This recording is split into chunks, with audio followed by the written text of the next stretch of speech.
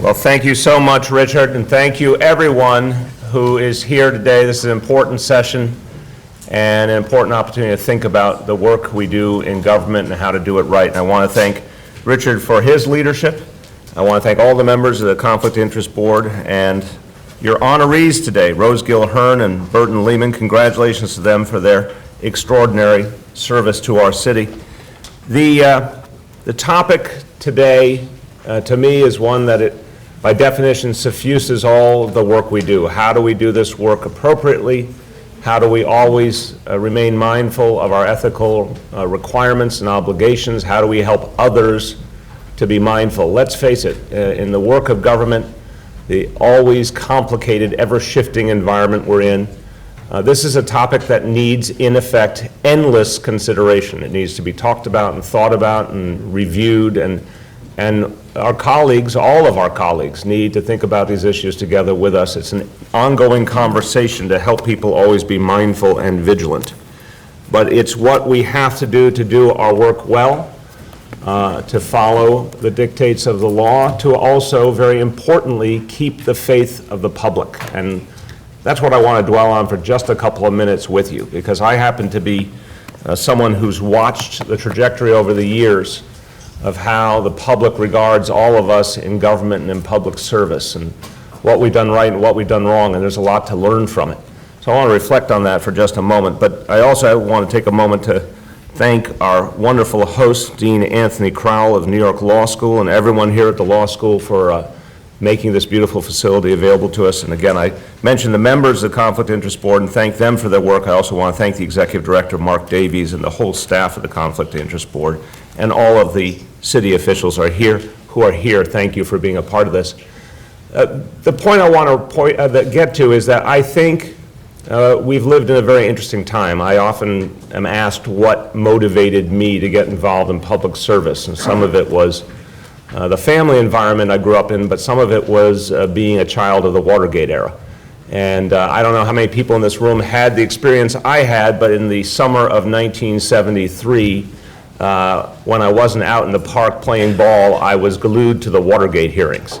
And there was nothing quite like it. Then, before then or since then, nothing quite like it. If you wanted to see all that could go wrong and all that could be right in government, it was on display that summer.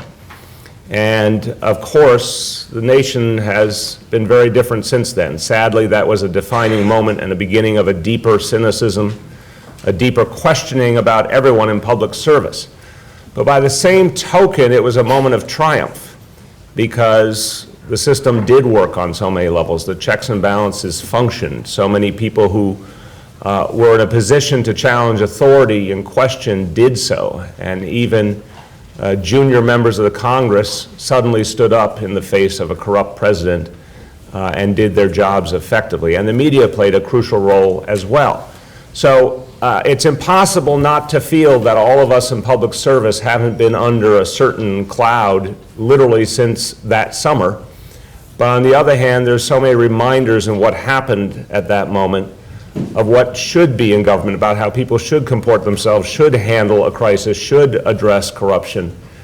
And I still see the glass as half full, because we learn from that experience that there are people who do the right thing and they can prevail.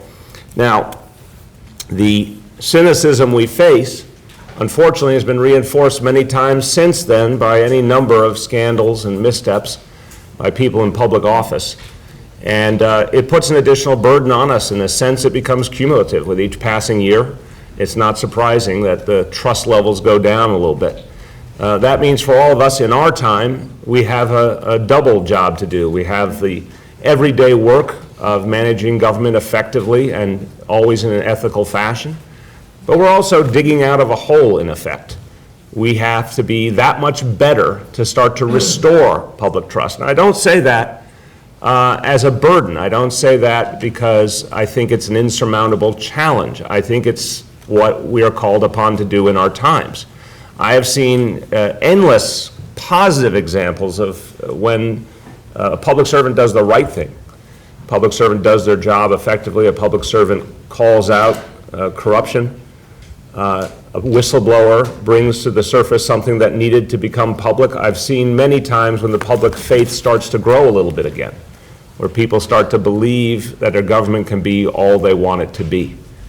And so in a sense, there is a bit of a cyclical dynamic where there's some good times and bad, but I think the fact that you can see the regrowth of trust, the fact that it is possible to show people over time that we can get it right, and I think certainly that's been particularly true in New York City government, that gives us some inspiration to keep digging deeper, to keep finding new ways to do better at enforcing the ethical standards we should live by. I just want to give you a little perspective, because again, I am a glass half full kind of guy by nature. So when you look at the example of New York City government, there is a lot to like in the broad sweep of history. You'll remember, if you want to come with me one day and visit the Tweed building, it is a living example of all that went wrong, all that was bad. I believe to this day it's per capita still the greatest cost overrun in the history of government, but it was all about graft. It was all about corruption.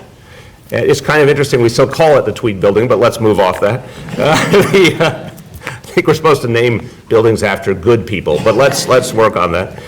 But if you think about what New York City government was like, sadly, for decades, the dominance of Tammany Hall, the assumption of corruption, and how it came undone because of some very extraordinary efforts by reformers, how what was a commonplace dynamic where there were no meaningful ethical standards was overturned and began a march towards what is ultimately one of the most ethically correct governments anywhere in the country.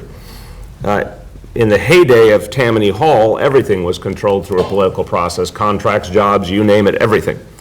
And we got to remember just how overt it was. A great quote from the famous George W. Plunkett, who very proudly said that he promoted what he called, quote unquote, honest graft.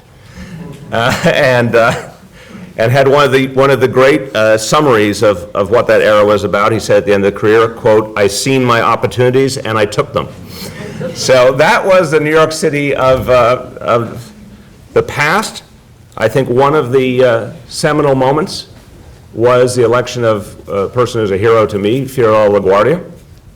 And LaGuardia, as you know, ran against the Tammany machine and won, and was arguably the most popular mayor in the history of this city, and changed the tone for good. And as a couple of quotes I just want to bring to, because it's again a reminder of how quickly things can start to get better. The New York Times said, after LaGuardia's first day in office, said, "Perhaps never before did a mayor of New York begin his term with such an air of getting down to business and enforcing industry and honesty on the part of every city employee." So the Times was very laudatory after the first day. A few days later, they were even more struck, and they observed with amazement that commissioners were actually, quote, "spending a full day at their desks." So LaGuardia did so much to turn the tide, to start us on the path that we're on today, always getting better at creating a more efficient and clean government. We know we're far from perfect. We know there have been problems and scandals even in recent years. But I do think the historical perspective brings us a lot here. It reminds us of that fundamental challenge. Not only are we here to follow the law and enforce the law, but we're here to uphold the public trust, which in many ways is a higher standard. We're here to show by our actions, by our deeds, that the public can believe in their government and actually speaks for them, acts for them. That's the standard we have to hold ourselves to. We want every citizen we come across to come away from the interaction more convinced that the government is actually on their side. And at the same time, we recognize how far we've come in dealing with corruption, in dealing with unethical behavior, and we know it always lurks out there. It never is done away with. It's something we have to remain vigilant about at all times. But I think the whole sweep of history tells us we've been moving in the right direction, and as we move in the right direction, we do always have that chance to restore some public trust, to bring people back to a little more comfort that things are being done right. That's what everyone in this room is charged with. That's what I feel a responsibility to do every day. So I just want to thank you. I want to thank you first and foremost for the work you do as public servants. I want to express my personal gratitude for that. But I also want to thank you for being a part of this gathering today, thinking about how we can do better, thinking about how we can hold ourselves to the highest standards, and how we can show the people that we honor the trust they've put in us. Thank you so much.